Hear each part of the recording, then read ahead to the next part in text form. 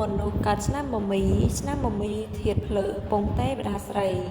មនុស្សប្រុសស្រីដែលកើតឆ្នាំនេះទំនាយទាយថាជាមនុស្សមានរាសីមធ្យមអ្នកផងស្រឡាញ់រាប់អានច្រើនបានលៀបជារឿយបើធ្វើការរាជការនឹងបានជាអ្នកធំ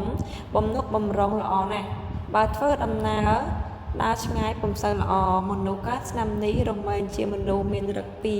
ក្រអឺតក្រទមតែមានសន្តានចិត្តល្អជាទីពឹងពាក់អាស្រ័យនៃញាតិមិត្តបានពាក្យសម្ដីនិយាយច្រើនក្រោតក្រៀតពុំសូវទន់ភ្លន់សត្រូវច្រើនកើតបានដោយសារតែពាក្យសម្ដីរបស់ខ្លួនជាមនុស្សមានវាសនាខ្ពស់មិនអាចមានអ្នកប៉ុនប៉ងបានឡើយ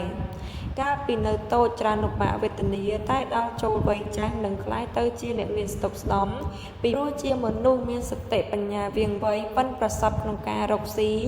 យល់នៅជំរឿល្បិចកលរបស់មនុស្សចូលចិត្តភ្លេងភ្លាត់និងល្បែងផ្សេងបើផ្លាស់ទីលំនៅល្អប្រសើរជាងនៅក្នុងស្រុកកំណើតមុខរបរដែលស័ក្តិសមជាងគេសម្រាប់មនុស្សដែលកើតឆ្នាំនេះគឺ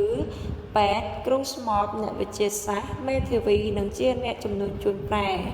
បើធ្វើការដោយយកកម្លាំងកាយទៅបដូរដូចជាធ្វើស្រែចម្ការគឺមិនបានផលនោះទេ